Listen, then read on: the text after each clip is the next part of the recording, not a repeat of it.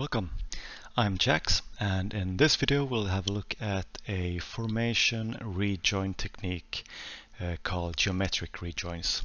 A geometric rejoin is a formation rejoin where the flight lead is turning and where the wingman does not need to keep a higher speed to be able to rejoin. In this tag view file we can see the flight lead just about to enter a left-hand turn, and 8-9 miles away we have the wingman from the left about to rejoin. So what happens is the flight lead enters a turn, and what the wingman wants to achieve is to get inside the turning radius of the flight lead, and that happens here. So as you can see here, the flight lead is in a pretty shallow bank turn, and we can see the radius plotted. When the wingman gets to about 8 o'clock position, or 4 o'clock if it would have been a right-hand turn, that's where you want to start slowing down. So you can approach your flight lead with any speed basically. You can keep the exact same speed or a higher one to make it quicker.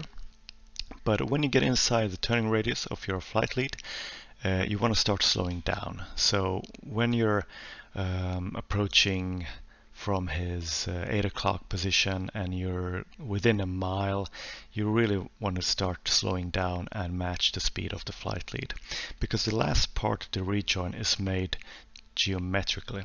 It's not about an overtake and speed. It's just about flying a tighter turn and end up where you want to be. So it looks something like this.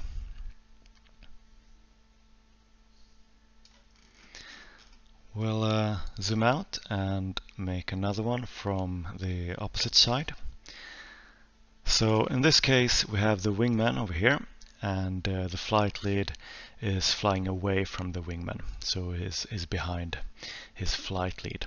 Flight lead enters a turn, and now we can easily see the big radius, the turning radius of the flight lead.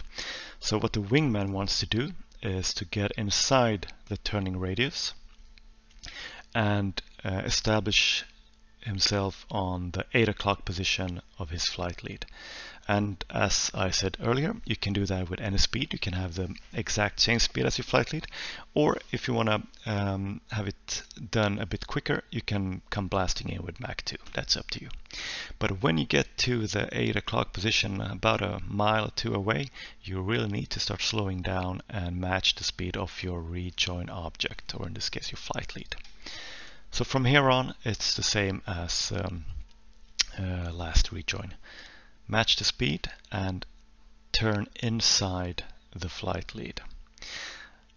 And here's where most people get this wrong. They get to this position here, but then they are not able to maintain the 8 o'clock position of the flight lead, and they start drifting in behind. And if you're flying behind someone, you won't be able to overtake them without any speed increase. So we'll jump into the cockpit and see how it looks like from the driver's seat. So we're in the cockpit of the Wingman F-16, looking through his point of view, and this was the first rejoin where the flight lead was entering a left-hand turn, and where they started out head-on. So just a side note, if you're gonna bug your flight lead with FCR in air-to-air mode, a nice thing to do is to not keep the master arm in arm. We don't point loaded guns at friends. Alright. Okay, so flight lead is entering the left-hand turn, and we are approaching from outside his turning radius, turning circle. We're positioning ourselves inside flight lead's turning radius and aiming for his 8 o'clock position. We want to be on his 8 o'clock position, and we want to keep our flight lead in our 2 o'clock position. I'm just going to pause here and keep a look here on a few details. So, detail number 1. Our speed is just about to slow down to the speed of the flight lead, which is 300 knots in this case.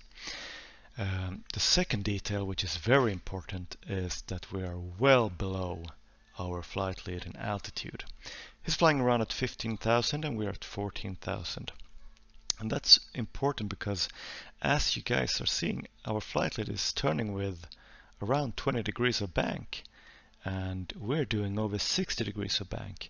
We need to be able to turn much sharper when we position ourselves than he is, and if we're at the same altitude, our flight lead is going to be down by our feet, and in most aircraft you don't see very well through the bottom of the cockpit. So always maintain a lower altitude when you're approaching. The third thing to look out for here is where our flight lead is in our field of view, and to be able to keep a tighter turning radius of our flight lead, we need to keep him on our 2 o'clock position. So we want to keep the flight lead aircraft behind this part of the cockpit in F-16, approximately 2 o'clock. And we do that by turning. As long as we'll keep him in that position, we'll overtake.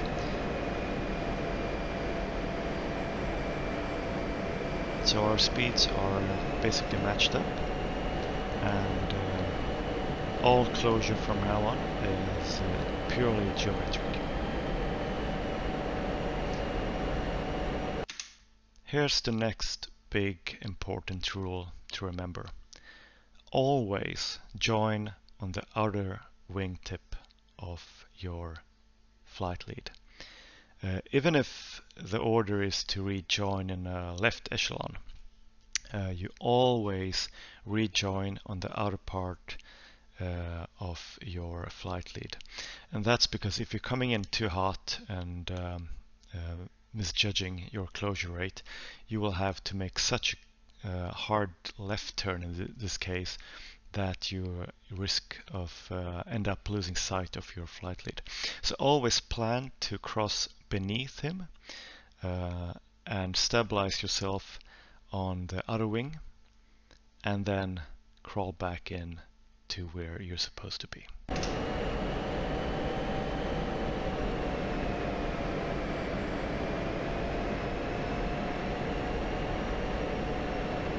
We're stabilized, and here's a quick demonstration of why you should never attempt to establish yourself during a formation rejoin on flight lead's inner wing in the turn. So flight lead is turning left here, and in that case you should always cross under and establish yourself on the right wing. But as mentioned, this is a demonstration of what not to do.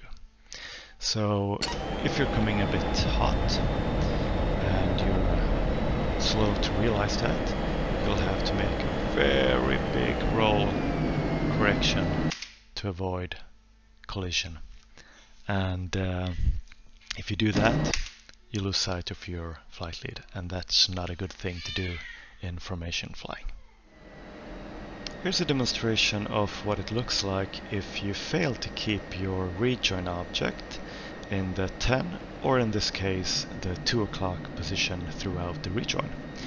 We can see here our flight lead is starting out in the 2 o'clock position, but drifting in ahead of us. And when you can see your flight lead through your HUD and you're at this distance out, you know you haven't been entirely successful in a geometric rejoin. And we're basically left without options but to increase our thrust and overtake the flight lead by speed. And that is a harder thing to do. It's associated with more risks, and if you find yourself in this situation and you need to do that, don't do as in this example. Don't approach from the rear, but turn out and to either side and get some horizontal separation. That will make it much easier to judge your closure speed, and hopefully you will avoid overshooting and looking all flimsy. This is very flimsy. Here we can see the Rejoin from the flight lead's point of view. His wingman is approaching from the inside of the turn. He will cross below and establish himself on the outer wing of the flight lead.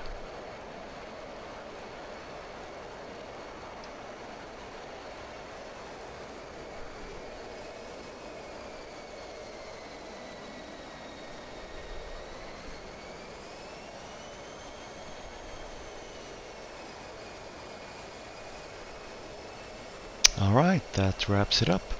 I hope this video has been helpful, and I do appreciate if you like or even subscribe to my channel. And if you have any questions at all, please feel free to write them down in the commentary field below. Have a nice one.